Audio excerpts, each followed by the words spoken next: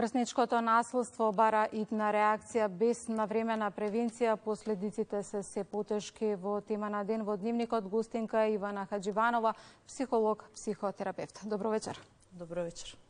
Се почесто се појавуваат вознемирувачки снимки од булинг кои се споделуваат на социјалните мрежи. Што ни кажува тоа за односот на младите кон насилството? Зошто не се намалува, туку станува се побрутално? За жал, булингот, односно врсничкото насилство, постоеле од секогаш. Меѓутоа, морам да кажам искрено, јас сум доста загрижена од последниве случувања, односно се детектира една зголемена зачестеност на истото и плюс сега можеме да видиме дека врсничкото насилство има и голема публика, односно се повеќе сведочиме јавни споделувања на брутални и доста загрижувачки снимки од истото. Така што можам да кажам дека постојат повеќе причини за истото.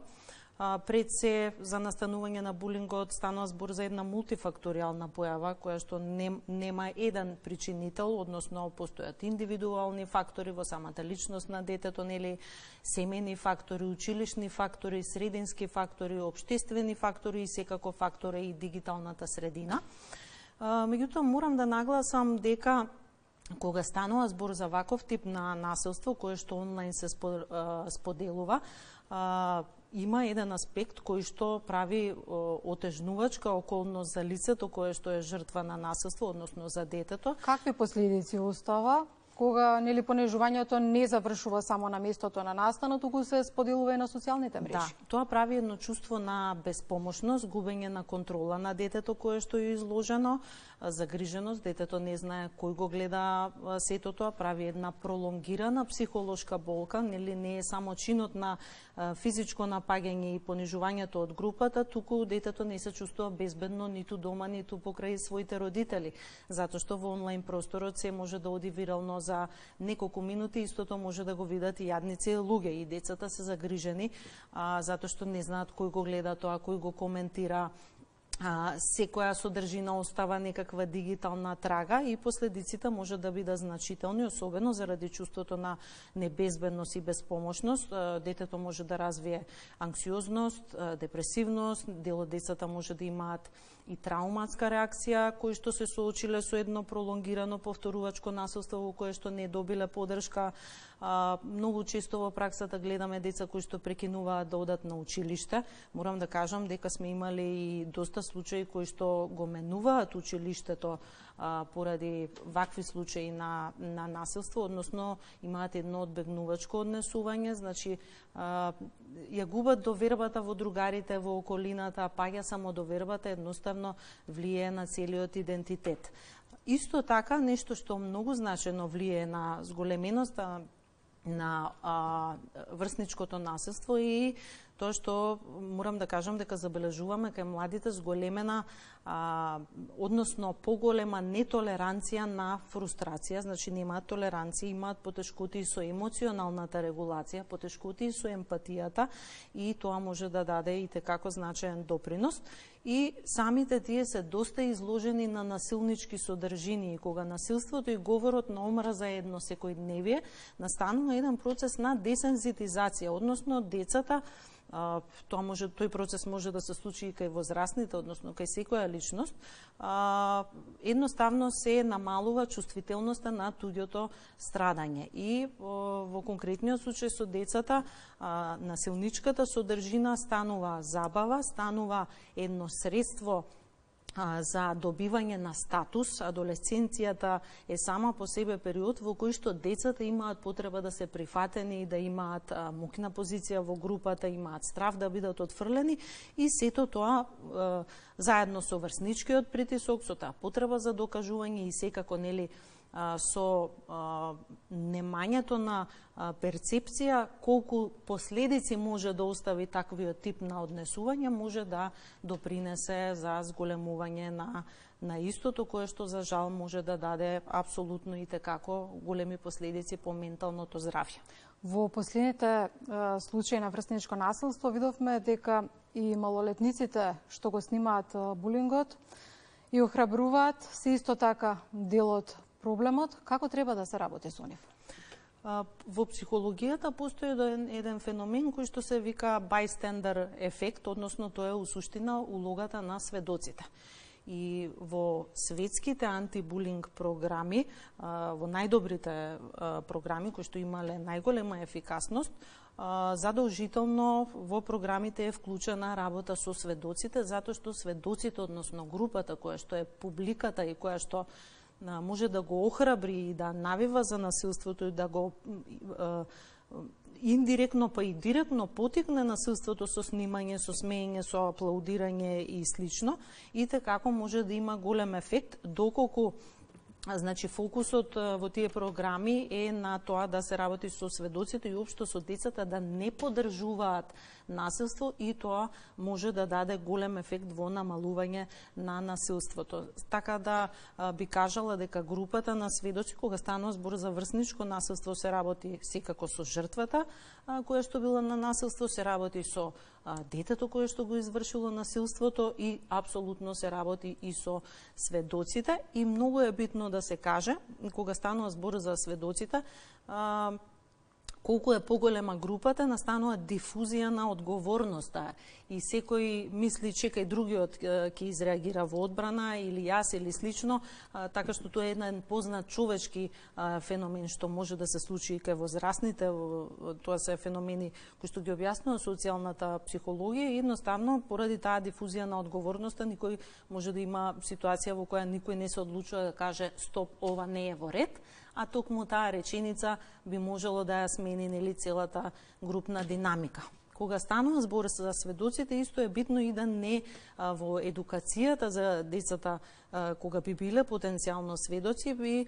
било убаво да ги научиме да не споделуваат, да не снимаат, да не потикнуваат насилство, да доколку се чувствуваат безбедни, да имаат некаква реакција, нели да се обидат да го спречат насилството, доколку се чувствуваат загрозени и самите, да има механизми на пријава и да они знаат каде може да се обратат на лице од доверба и да го пријават насилството, односно молкот исто така допринесува да насилството се одржува.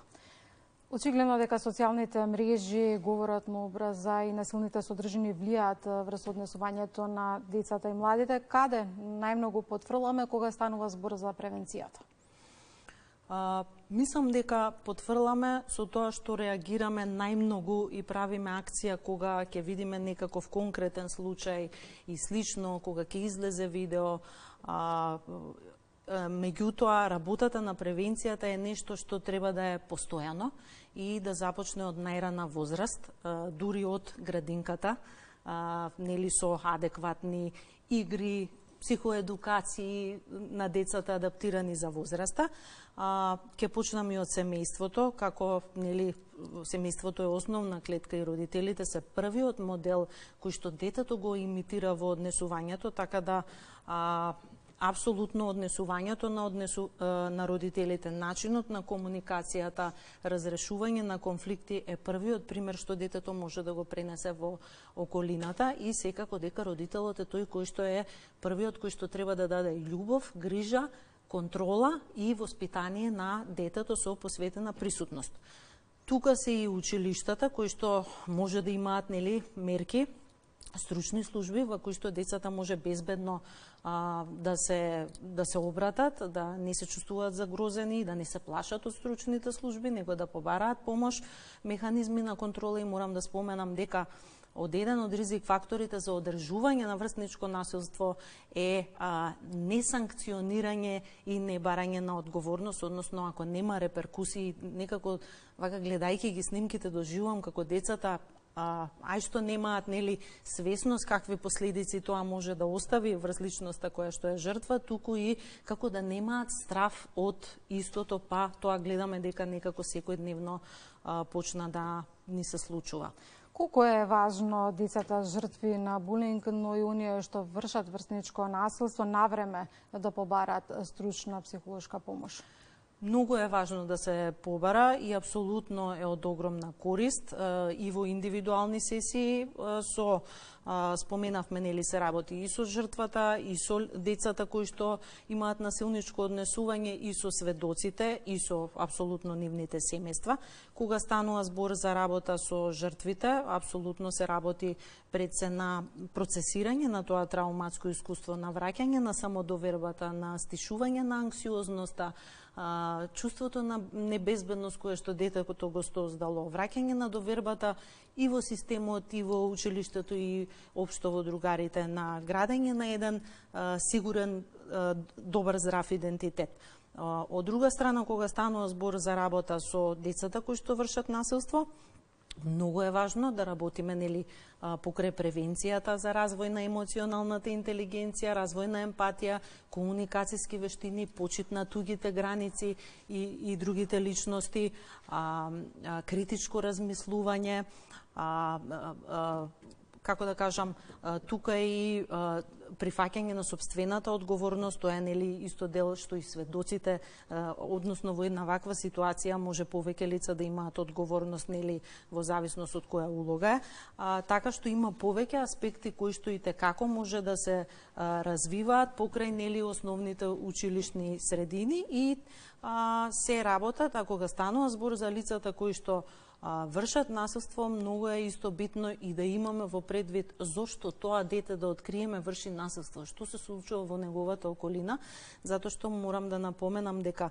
некогаш врсничкото насилство е продолжение на семејното насилство, што значи и во превенцијата на врсничкото насилство можеме да размислуваме и во регулирање, односно спречување и на семејното насилство и давање на поддршка на семејствата каде што е